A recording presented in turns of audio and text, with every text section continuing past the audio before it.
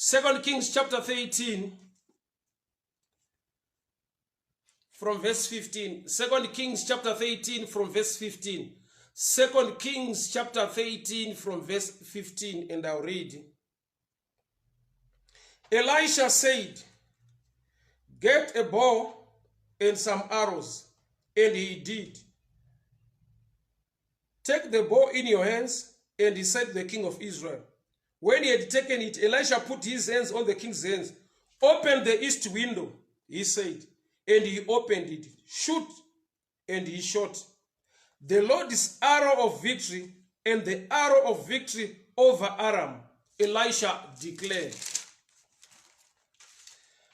"You will completely destroy the Arameans at Aphek." Then he said, "Take the arrows," and the king took them. Elisha told him, "Strike the ground." He struck it 3 times and stopped. The man of God was angry with him and said, "You should have struck the ground 5 or 6 times. Then you should have defeated Aram and completely destroyed it. But now you will defeat it only 3 times. Mwari wakudzwe nekuda kweshokora neandakabata mangwanani ano. It's a prophetic message, but inechekuita nefaith nekutenda. Elisha the prophet was sick and he was about to die. Then the king visited him. Mambo ndokubva vamushanyira vanzwa kuti munhu waMwari ari kurwara. The prophet is sick. Mambo ndokubva vashanya. Vasvika, the king began to cry, my father, the chariots of Israel and the horsemen." Munhu waMwari ndokubva ati, "I've got a prophetic message or a prophetic instruction yandinoda kuti uite." So Mambo Joash ndokubva vaudzwa kunzi, "Open the east window," ndokubva vavhura window rekumabvazuva vakaririsa museve and arrow.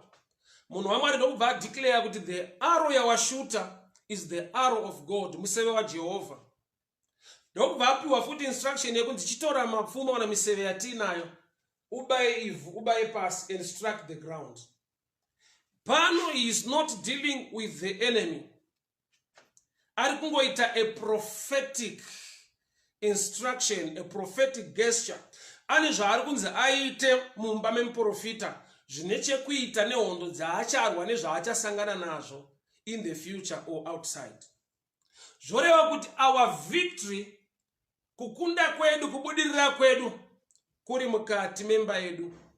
Haisi nyaya zvatichaita, how we are going to fight against the enemy, but what we are doing in the house of God, zvatiri kuita mimba yaMwari, zviri prophetic concerning the victory outside.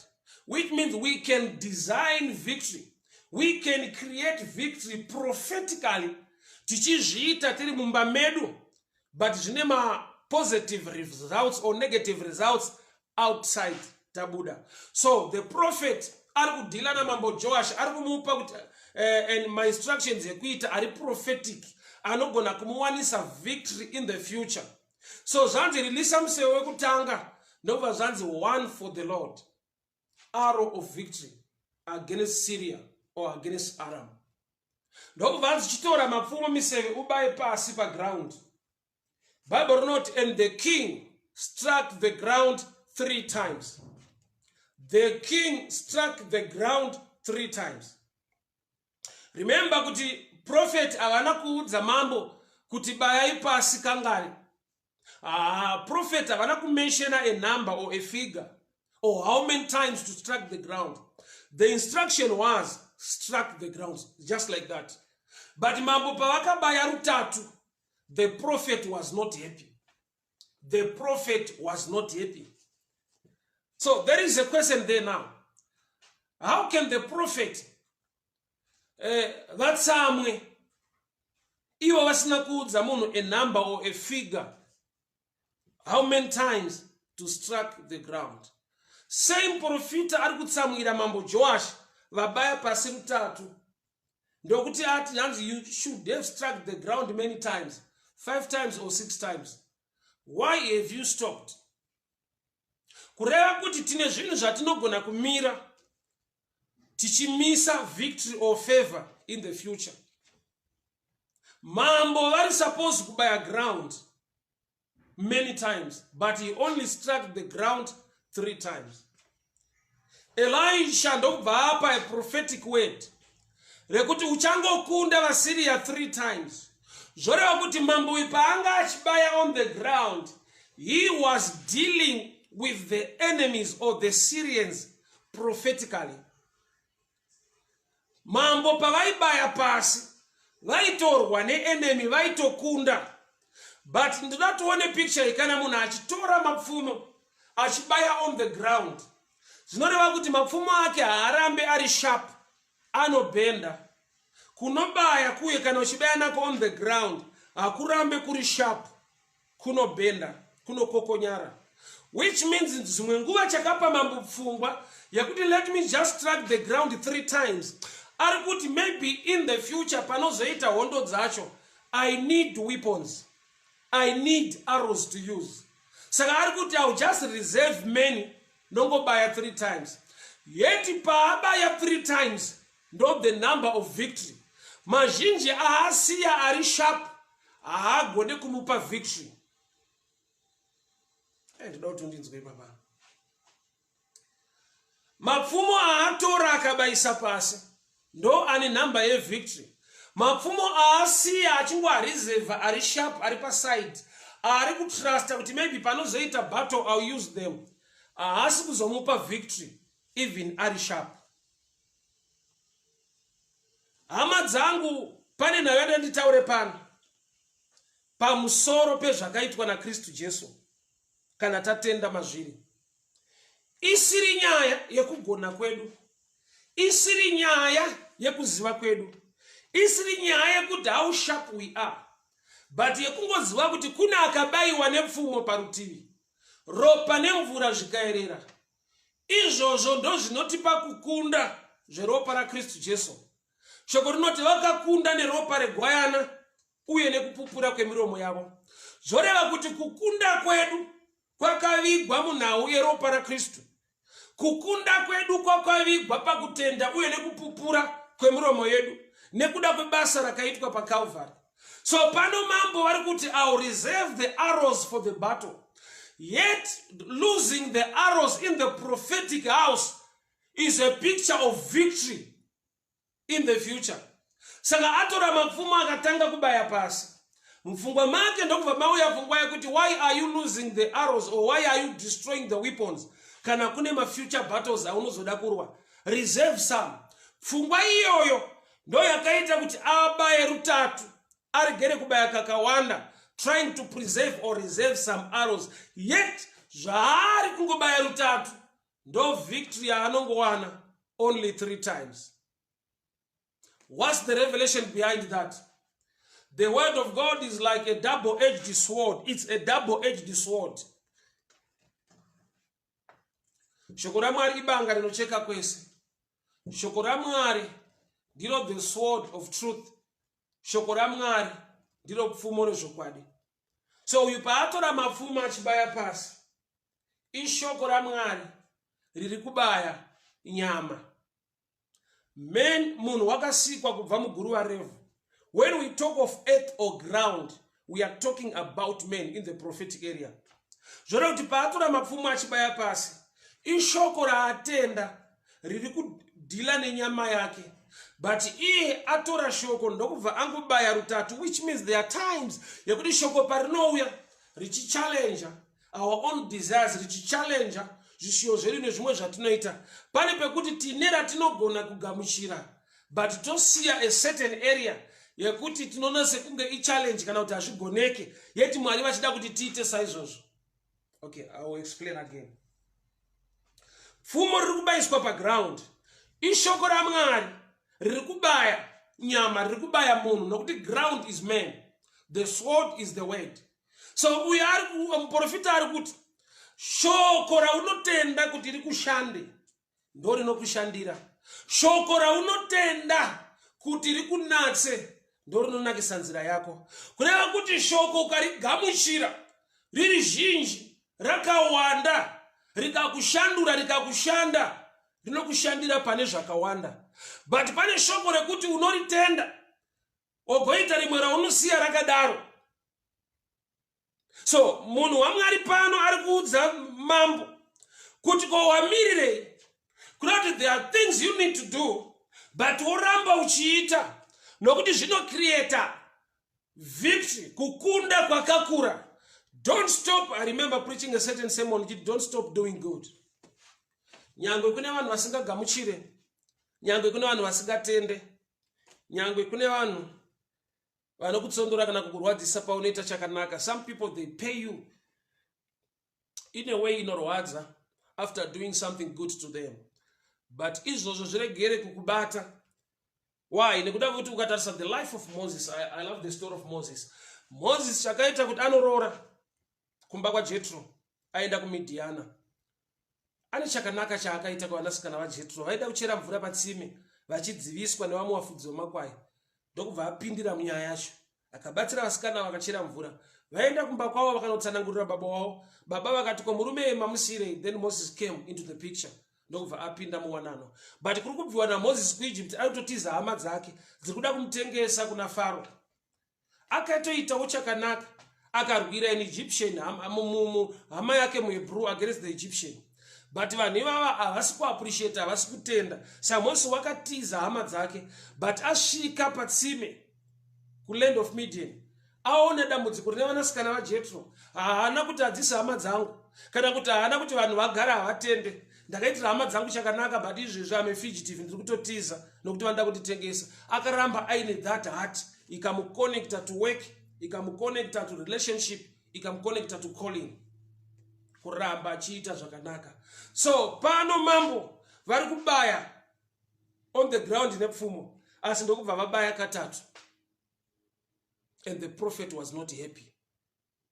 Komprofita anotsamwirei asina kutaura namba. There is a level yaunofanirwa kusvika muupenyu yaunogona kunzwa zvisina kutaurwa, nekuda kwekuti you are now mature kuziva kuti pazvishoma zvataurwa pane zvizhinji zvinoda kuitwa. Men of God, Evangelist Mija, I'm so happy to see you, my brother. May the good Lord bless you. May the good Lord favor you. Thank you so much for tuning in. So maturity ine zvainotsanangura. Kukura kunosvika pakunokuudza nyaya isina kutaurwa. Jeremiah unoti Mwari vakataura kamwe chete ndikanzwa kaviri. He spoke once and I heard twice. When you are mature, une message yaunogona kunzwa, pa message inenge yataurwa, une nyaya dzaunogona kubatanidza ukaziva nekuda kwenyaya imwe chete inenge yataurwa. So the king is a picture of a believer asiri mature, anongonzwa nyaya yaanzwa zvishoma oita saizvozvo, otadza kuita maringe zvimwe zvaanofanirwa kunzwa. Ndiri kuti kudii? Kune kutaura kwevakuru, kwekuti kutaura ikoko kukataurwa kuvana vadiki vanonzwa zvakasiyana. Nyaya yataurwa iri imwe chete, manzwiro achibuildwa nelevel of maturity, kukura. Kana munhu akura anonzwa zviri deeper, zviri extra than mwana mudiki. Saka mutiona pane mutauro unonzi tsumo kana kuti unonzi madimikira. Kutaura kwakafanana nekuti, I'll give you this example. Akuruma nzeve ndewako. What it means, kuti kana munhu ari on your side, munhu achiwirirana newe, ndiye munhu bedzi waunofanirwa kuziva kuti ndiye wangu, nokuti anokupawo mazano. Kurumwa nzeve kupiwa advice, kupiwa mazano. But message iyo ikapiwa mwana mudiki kuti akuruma nzeve ndewako, inongogumira pakuti akuruma nzeve ndewako, nokuti havazive kuti zvinorevei. Kuziva kuti zvinorevei zvinoenda nerizera nekukura. Kuti munhu anokupa advice is your friend, munhu anokutsura ndohama. So people of God, this king, prophet vari kurwara, but nyange prophet vachirwara uya achichema kuti zvamakurwara munhu waMwari maakutofa ndodii. Munhu waMwari ari kuti even hondo dzemangwana tinogona kudzirwa nhasi pano. Even ma-challenges ari mufuture, we can handle them today and now. You need to do something prophetic. Munoziva kuti mukurarama pane zvinhu zvatinoita zvinongova a prophetic message inoaffect our future. For example, nawe kuti munhu akadyara anokohwa. Kureva kuti munhu akada kuva negoal unongodyara. Kudyara chiprofita chinotaura kukohwa. Munhu akada kuva negoal mufuture anodyara muna now or muna today. Ma-challenges emangwana aripo kurwa newe nekuda kwezvawagona kugadzira nekuita mune ranhasi. So prophet vari kuudza munhu kuti nyangwe uri kuchema hako, nyangwe ndiri mukurwara, we can handle mabattles ari mufuture nhasi. You need to do something. You need to act with faith. Tora mapfuma ari muno. Haisi nyaya yekuenda kundorwa nevamidiana, haisi nyaya yekuenda kundorwa nevaAram, haisi nyaya yekurwa nevaSyria. You need to do something in the house of the prophet, which means zvatinoita muimba yaMwari zvinova chiprofita, zvinova simba, zvinotipa kukunda muma-challenges anosangana nesu mune ramangwana or outside. Zvatiri kuita muimba yaMwari. I remember the first battle yevana veIsraeri vachibuda muEgypt. Moses wakaenda pamusoro pechikomo. Bibheri rinoti Moses aiti akasimudza tsvimbo, Joshua aikunda. Moses akadzikisa tsvimbo ruoko pasi, Joshua aikundwa. Kureva kuti kunocreatwa victory kunobva kukunda ndekuna Jehovha. That's why David pamabattles ake ese aitanga abvunza the mind of God. He was a great soldier, a great fighter. Asi aitanga apinda muprayer obvunza Mwari, ndotevera here Ishe, ndinokunda here. Kurati David waitoziva kuti kukunda kunobva kuna Jehovha. Victory comes from the Lord. Nyaya haisi yekuti warwa sei nemuvengi wako. Nyaya ndeyekuti unonamata Mwari here, anokupa kukunda, anokupa nyasha, anokupa favor usati wasangana neenemy yako. Mubattleground zvichokwadi munorwiwa, but kuenda mubattlefield une result zvinokuinspire, zvinokuencourage, zvinokusimudzira, zvinokupa confidence. Kupinda mubattlefield uchiziva kuti I am a victor. I'm not fighting to become one. I'm fighting because I am. Okay, I'll break it this way. Kuziva kuti ndakakunda kwakasiyana nemunhu ari kuenda kundorwa kuti atsvake kukunda. Kuziva kuti ndiri mukundi kunokuencourage, kunokuinspire, kunokupa confidence, kunokupa kupinda mubattle uchifara. Why? Nekuda kwekuti unoziva the will and the mind of God muhondo idzodzo. So victory inogadzirwa muimba yaJehovha. Hongu tine ma-enemies panze, hongu tine zvatinosangana nazvo panze, tine vanorwa nesu nekutirwisa, but victory inogadzirirwa mumba munomu. Pane pachikomo panoda kuendwa naMozisi, chikomo cheprayer, chaunosimudza kutenda kwako, chaunosimudza kuonga, chaunonamata nekurumbidza Mwari. Paunobuda mumba mako uchienda kubasa, paunobuda mumba mako uchienda kuchikoro, paunobuda mumba mako uchienda kwaunoenda, nyaya ndeyekuti wasimudza here munondo waJehovha, wasimudza here kutenda kwako kuna Kristu, wanyengetera nekuonga here Mwari. Zvavachaita outsider, nyangwe vakaronga zvavanoronga, nyangwe vakaplana zvavangaplani, nyangwe vakakurongera zvemutoo upi, but nyaya ndeyekuti kana Moses akasimudza maoko pachikomo chaJehovha, victory is guaranteed. Hama dzangu ndiri kuti kudii? Kukunda kunorongerwa mumba. Usati wabuda panze, unotaura mashoko anogadzirisa zviri panze. mashoko ngaye ndiwo anotanga kuenda. Usati wafesa enemy ngaisangane neshoko raMwari rekuti uyu usambata, uyu usamurwisa, uyu ndewa Jehovha, uyu ndewe kukunda. Kureva kuti muprofita ari mukati memba achidhila namambo, ari kuzivisa mambo kuti kukunda hama hakusi mubattlefield, kukunda kuri mukuita zvaunofanirwa kuita in the house of the Lord. So kutora mapfumo achibaya pasi 3 times, that's a picture yekuti achiri kurelaya nemaweapons, asati ane faith muna Mwari. Kutora mapfumo achibaya on the ground, obva abaya rutatu, maari ari kuti I'll preserve and reserve the arrows.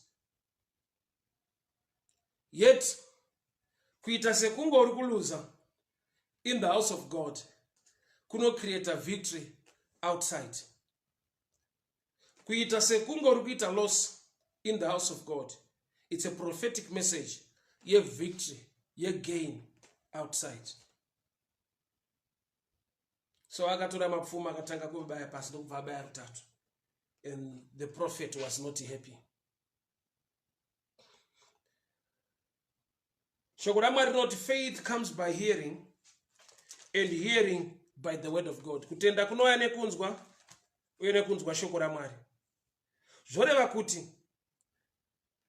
shoko raMwari rinofanirwa kunge riri mauri, rinokukonzera kunzwa.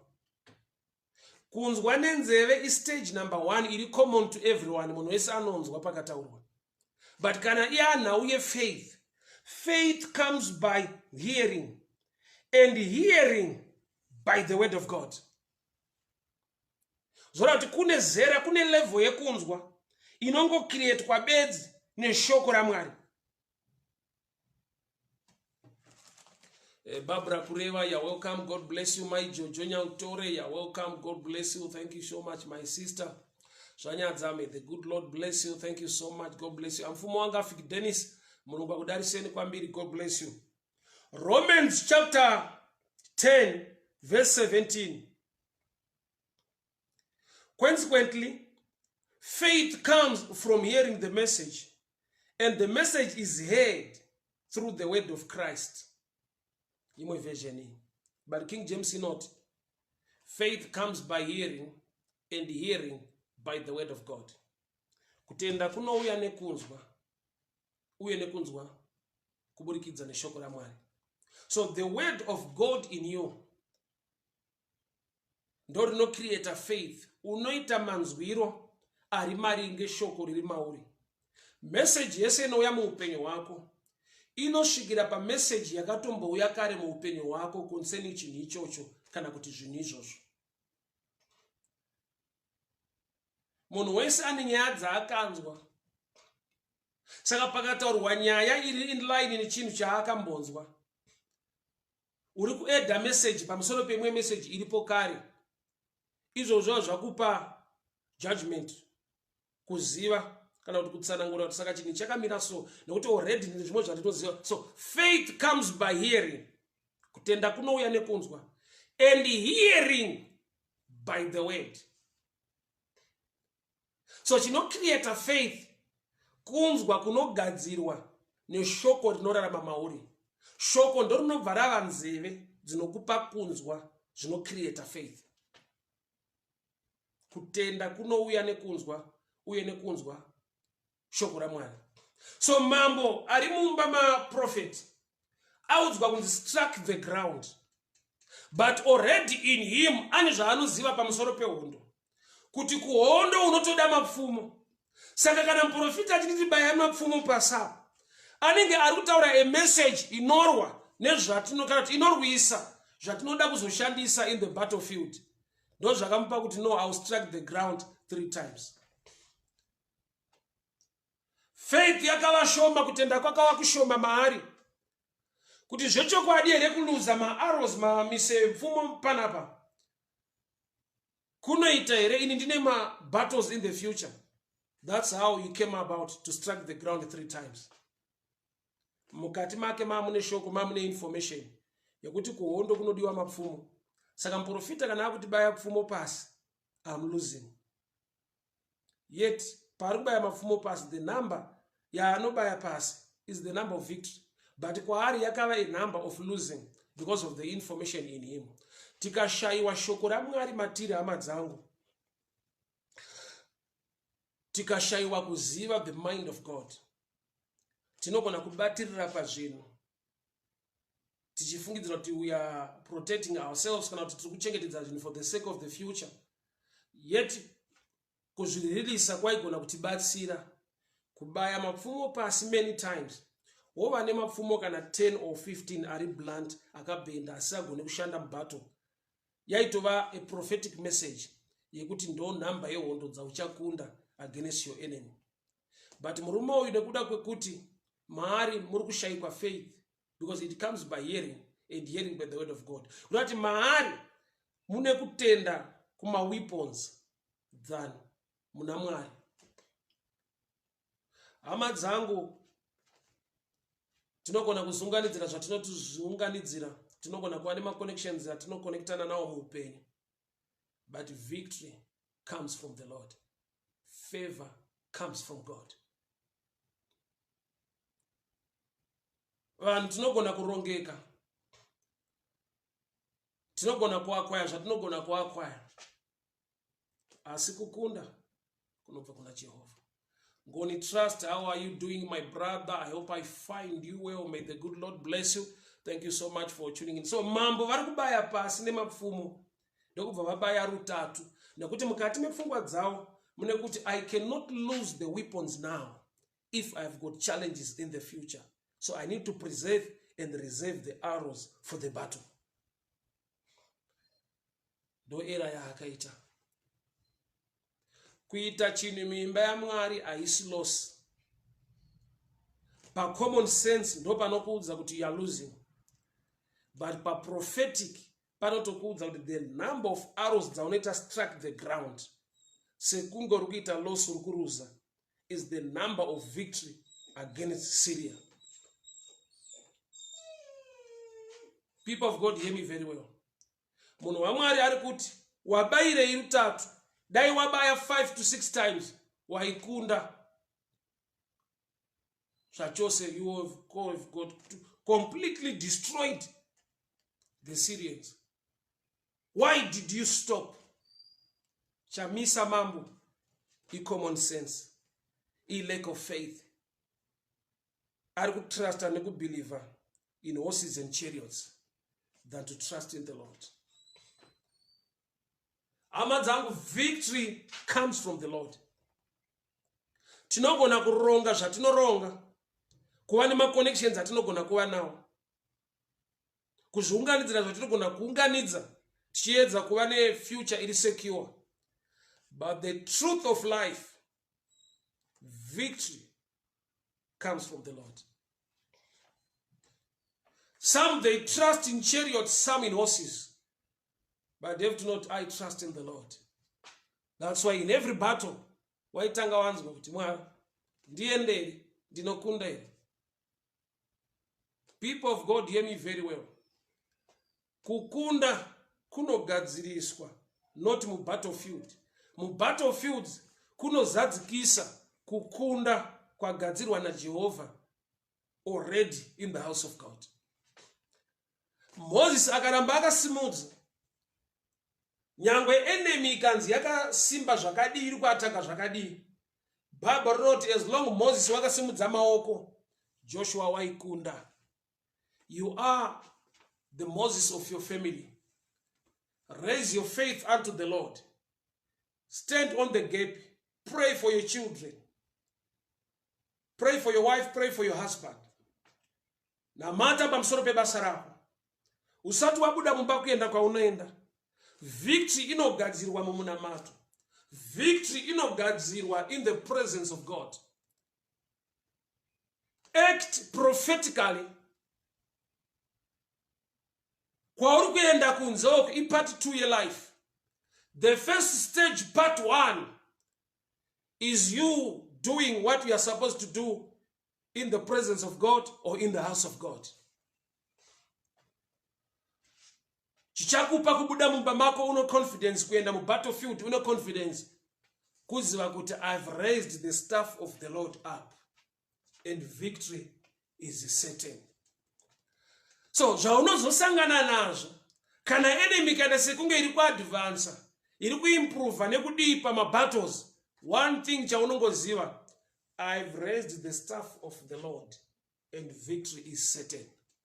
Saka shoko richiti vakakunda neropa regwayana uye nekupupura kwemiromo yavo. Baba, muromo wangu unopupura kukunda nokuti makatendeka makarurama, munenyasha, munotida, munogona. Tinonamata Baba mangwanani ano mumabasa anobatwa nevana venyu, kuronga kwawakaipa mukati memabasa avo, kuronga kwawakaipa mukati mekurarama ngakushayiwe simba. Tataura ropa rakairera pamuchinjikwa, ropa rinotaura kukunda, ropa rinotaura victory, the blood that speaks better things than the blood of Abel. We speak blessing and favor, protection in the mighty name of Jesus. Amen and amen. Hama zangu mangwanani ano, Mwari wakurwirei, Mwari wakuchengetei, Mwari wakugonesei. But remember, victory inogadzirirwa mumba, not mu battlefield. Victory inogadzirirwa pachikomo, kwete mu battlefield. Pano demanda action, do likewise. Don't stop doing what you are supposed to do. Usamira kuita zvakanaka zvataurwa naMwari naMweya Mutsvene muupenyu hwako kuti uite. Don't trust in horses or chariots, trust in the Lord. Enjindoro motowasha, the good Lord bless you. I'm so happy to see you online. Mwari wakitire nyasha. My sister Gertrude Zanyaja Shanje, may the good Lord bless you. Baba mtandwa, Mwari wakitire nyasha, Mwari wakuropa fadzei, God bless you. My Jojonya Utore, a blessed morning to you. Mwari wakitire nyasha, my Mubira Nyamunda, God bless you. Mfuma Fit Dennis, may the good Lord bless you. Thank you so much for tuning in, people of God. Pauline Mdikani, Mwari wakitire nyasha. Brian Hotspot Mafua, may the good Lord bless you. May the good Lord favor you. Nyasha dzwanzwe, Mwari wakurwirei, Mwari wakugonesei. Muswere munyasha hama dzangu, nyasha